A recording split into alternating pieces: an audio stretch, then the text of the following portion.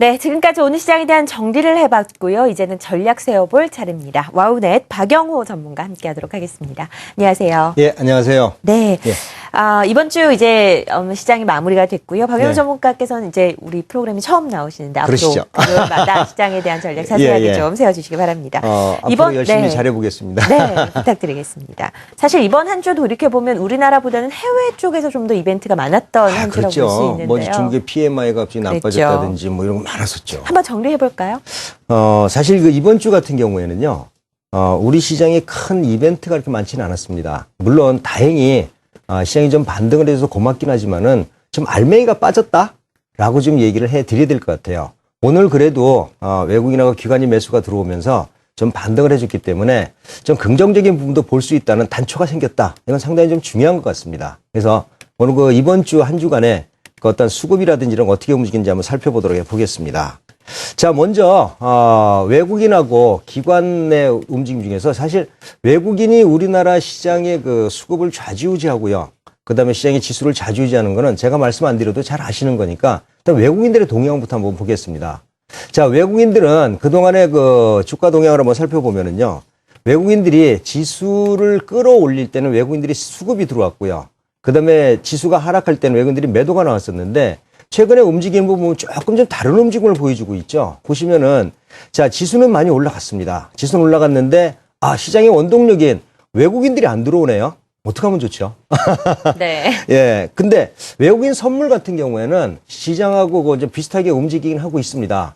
그렇지만 아무래도 지수가 올라가는 거에 비해서 실질적으로 지수 상승폭 대비 외국인들의 그 순매수 비율이 맞지 않는다는 거죠. 그러니까 이 얘기는 뭐냐면은 지금은 시장이 약간 오버슈팅을 하고 있다라고 생각을 하면 좋습니다. 근데 다만 오늘 외국인들이 현물이 좀 매수가 들어왔고요. 그리고 선물도 매수가 들어오면 좀 반등을 해줬기 때문에 아마 다음 주에도 이러한 현상이 지속된다면은 시장은 조금 더 반등을 해주겠지만은 만약 그렇지 않는다고 하면은 조금 더 그 경계를 해야 되는 이런 포지션이 나올 것 같아요. 자, 여기에서 그 외국인들하고요, 기관하고 개인들하고 그동안 어떤 종목을 가장 많이 사고 팔았는지 한번 살펴보겠습니다. 자, 보시면은요, 일주일간 투자자별 그 순매매 분석을 해봤을 때 개인 투자자는요, GS건설을 제일 많이 팔았습니다. GS건설을 많이 팔았는데 밑에 차트를 보면 어떻습니까? 주가는 가장 많이 올랐어요. 참 힘들죠? 자, 그 다음에 순매수는 현대차를 많이 샀습니다. 근데 현대차가 오늘 좀 올랐지 어제까지도 이렇게 3일간 계속 빠졌습니다. 네. 그러니까 개인 투자자들이 많이 파는 거는 좀 주가가 오르는 경향이 있고요. 많이 사는 건 주가가 좀 내리는 경향이 있는데 이러한 구간에서 여러분들이 너무나 저가라고 사시는 것보다는 조금 전략을 좀 세우셔야 될 것 같다라고 말씀드리고 싶고요. 다음에 하나 보면은 이제 그 외국인들 거 한번 보겠습니다. 외국인들을 보면은 외국인들이 이를 현대차를 팔았습니다. 우리 개인들이 제일 많이 산 현대차를 외국인이 다 팔았네요. 그리고 나서 하이닉스는 외국인들이 가장 많이 샀습니다. 주가를 여러분들이 보시면 아시죠? 하이닉스는 지금 고공행진을 벌이고 있고요. 그 다음에 현대차는 오늘 아니었으면은 3원봉이 나오면서 좀 어렵게 보여줬거든요. 기관들이 시장에서 힘을 못 쓰고 있는데 기관들도 한번 보셔야 될 겁니다. 기관들은 그동안 뭘 샀는지. 기관들은 삼성전자를 많이 팔았습니다. 시장에 베팅을 안 했다는 얘기입니다. 기관들이. 그 다음에 순매수는 1위건설 외국인하고 똑같이 움직였는데 지금 시장에서 기관들하고 외국인들하고 같이 시장 주도주를 사줘야 되는데 지금 그렇지 않다라는 얘기거든요. 외국인들도 보면은 하이닉스를 사주고 있고요. 기관들은 삼성전자를 팔고 있다는 얘기는 지금 아까 말씀드린 대로 시장은 오르고 있지만 수급은 조금 좀 불안하다. 네. 이렇게 말씀드리고 싶은데 한번 또 좋은 결과가 다음 주엔 나올 수 있는지 한번 또 살펴보도록 해보겠습니다. 네. 예. 한 주간 시장을 돌이켜봤을 때 코스피 대형주로 좀 압축을 해서 살펴보면 가장 많이 올랐던 게 건설주가 아닌가 싶습니다. 예, 맞습니다. 네, 예, 주택과 관련해서 뭐 활성화 대책도 나오고 부동산 시장이 바닥을 찍었다라는 의견이 계속해서 나오는 상황인데 예. 건설주와 관련된 내용 좀 짚어보도록 하겠습니다. 네, 건설주를 살펴보기 전에 미국의 이제 CPI라고 지수들이 있거든요. 네. 그래서 그거를 갖다가 CPI 지수 하나만 한번 살펴보도록 해보겠습니다. 네네. 미국의 CPI가 요거는 꼭 필요한 건데 미국의 CPI 지수를 보면은요. 일반 CPI 있고 그다음에 코어 CPI라고 있거든요. 네. 여기 차트를 보면 목표치가 2.0이라고 그전에 버냉키 의장이 얘기를 했는데 지금 일반 목표치가 0.2는 코어 CPI를 얘기하는 거거든요. 위에 그 빨강색으로 나오는 거 있잖아요. 요거를 얘기하는 겁니다. 그래서 지금 실업률은 목표치에 다 근접을 했기 때문에 앞으로 더 추가적으로 하락하면 어려울 것 같고요. 핵심 코어 CPI가 요게 만약에 2%대 가면은 미국이 금리 인상을 하겠다고 했는데 이번에 조금 내렸다는 거. 그러니까 금리 인상은 조금 더 늦어질 수 있다 이렇게 한번 보시면 좋을 것 같습니다. 네, CPI까지 살펴봤고 네. 제가 질문했던 부분 좀 짚어주시죠. 예. 이번에 그 시장에서 정말로 단비도 그렇죠. 단비와도 같았죠. 그동안에 건설주들이 얼마나 힘들었습니까? 해외 건설 수주가 문제가 있으면서 뭐 작년 연말부터 수익성 악화 때문에 지속적으로 하락을 하면서 고점에서 50% 정도씩 하락을 했었는데 최근에 주택 경기가 나오면서 좀 반등을 해줬습니다.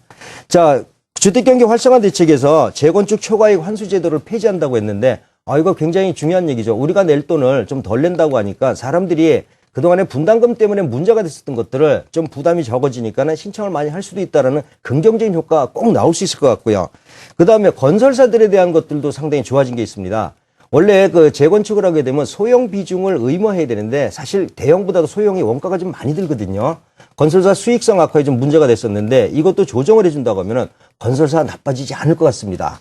그리고 또 하나는 수도권 민간택지 전매 제한을 완화를 한다고 했는데 요거는 부동산 그 활성화 대책에는 포함이 되지만 우리 시장에는 좀 영향이 안 될 것 같아요. 그렇지만 여러분들이 보셔야 될 건 뭐냐면은 역시 건설주는 경기가 좋아지거나 아니면 정부에서 건설 대책을 나와야 주가가 반등을 해준다는 건데 지금 이게 아직 법안이 통과가 아직 안 됐습니다. 지금 오르고 있는데 여러분들이 주의하셔야 될 게 뭐냐면은요. 이러한 뉴스로 오고 나서 일정 부분 오르고 나면은 조정을 단기간에 받는다라는 것을 예상을 해줘야 되기 때문에 저는 지금 구간에서 아직도 뉴스가 살아있고 쉽게 하락하지는 않겠지만은 올라가는 거 추격매수는 조금 자제하시고요. 조금 쉬었다가 다시 반등을 해주면 그때 또 매수하시면 아주 좋을 것 같습니다. 네. 수도권 민간택지 개발과 관련된 정책 내용 좀 이야기를 해봤고, 미국과 금리 인상과 관련된 내용이 좀 나왔습니다. 미국이 그렇죠. 금리 인상을 예. 한다라는 것. 예. 참 좀 최근에 경기가 얼마나 바뀌었나를 보여주는 한 단면이라고 할 수 있는데, 이 시기가 어느 정도라고 보시나요? 그래서 아까 제가 CPI를 보여드렸던 이유가 버냉키 의장이 실업률이 6.5% 이하. 그 다음에 물가 상승률이 2% 이상이면은, 금리 인상을 하겠다고 했습니다. 근데 실업률은 벌써 6.6%까지 내려왔기 때문에 거의 단추 하나는 눌러졌다고 보시면 됩니다. 그런데 지금 이제 CPI가 핵심 코어 CPI가 좀 올라가줘야 되는데 이번에 0.1%포인트 내려왔다는 것은 아직은 금리 인상의 시기가 조금 당겨지지 않고 있다는 거죠. 그래서 아마 제가 생각하기에 금리 인상은 하기는 해야 됩니다. 근데 경기 지표가 좋아지는 게 보통 하반기에 좋아지니까 저는 아마 9월 정도나 10월 이후에나 미국의 금리 인상이 가능해질 것으로 보고 있습니다. 근데 그거보다도 문제가 되는 게 뭐냐면은 최근에 신흥공업국들이 미국의 그 양적 완화 축소를 하면서 자금들이 많이 지금 들어오고 있지 않습니까? 네. 그 미국으로 들어가면서 돈들이 빠지니까 환율이 오르면서 화폐 가치가 급락을 하는 거죠. 네네. 이렇게 되면은 신흥공업국들은 이거를 해결하기 위해서 금리를 인상할 수밖에 없거든요. 그래서 전반적으로 시장에서는 금리는 신흥공업국은 인상이 되겠지만은 미국은 아마 9월 정도로 보시는 게 좋을 것 같다라고 말씀드립니다. 하반기에나 가능할 그렇죠. 것이다라는 이야기를 좀 들어봤고요. 다음 주 이제 시장이 시작됩니다. 체크포인트와 일정부터 먼저 짚어보도록 하죠. 네, 다음 주에 체크 포인트는 일단은 국내 시장하고 그다음 해외 증시하고 한번 짚어봐야 될 텐데 일단은 미국 경제 지표에 좀 관심을 가져야 될 것 같습니다. 네. 다음 주에 발표되는 것들이 기존 주택 판매 동향하고 그다음에 신규 주택 판매 동향 오늘 발표하는 거. 근데 내구재하고 실업수당 청구 건수가 있고 GDP 발표가 있는데 최근 들어 미국 주택 관련 지표들이 별로 좋지 않습니다. 거기에다가 1월 달에 자동차 판매도 좀 나빴고요. 그리고 신규 주택 착공 건수도 한 16% 정도 감소하는 분위기인데 만약에 그 다음 주에 발표되는 신규 주택 판매 건수도 줄어든다면은 지금 그동안에 주택 지표들이 다 좋았었거든요. 그럼 이 주택 지표들이 좋으면서 경기가 좋아질 거라는 예상들을 하면서 인플레 우려감을 가졌었는데 이러한 자동차 판매도 좀 줄고 그다음에 주택이 준다면은 내구재 판매 지수가 좋지 않을 것으로 생각을 합니다. 그래서 다음 주에 발표되는 만약에 내구재 판매 지수가 생각보다도 예상치보다도 하회를 하거나 그렇다고 하면은 시장은 좀 반응할 것이다. 저는 이렇게 보고 있고요. 그래서 그리고 이제 다음 주에 발표되는 실업수당 청구 건수도 이번에 미국의 폭설이 오면서 아마 생각하기에는 실업수당 청구 건수가 좀 늘어났을 거로 생각을 합니다. 그러니까 다음 주에 발표될 지표들이 그렇게 호락호락하지 않다는 거죠. 네. 이게 호락호락하지 않을 때 여러분들은 천천히 시장의 그 패턴을 보면서 대응을 해 주셔야 될 것 같습니다. 네, 주요 일정 짚어봤습니다. 일단 시장에 그렇게 우호적이지 않은 이벤트들이 좀 많이 나와 있습니다. 이 부분도 잘 체크를 해서 좀 보수적으로 가져가야 될 것 같고 다음 주 증시 전망과 대응 전략 세워보도록 하겠습니다.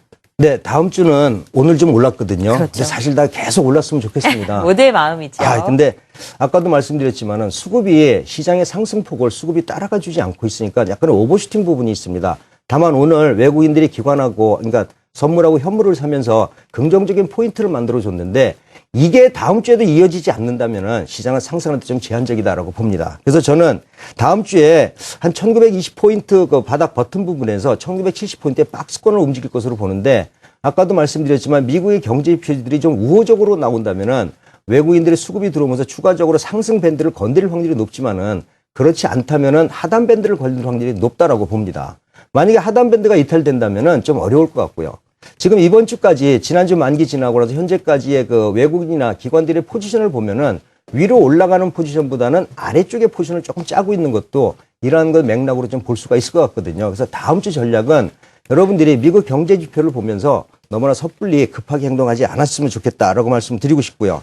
외국인들이 매수 에너지가 들어와 줘야 됩니다. 만약에 매수 에너지가 들어와 주지 않는다면은 좀 어렵다라고 생각을 합니다.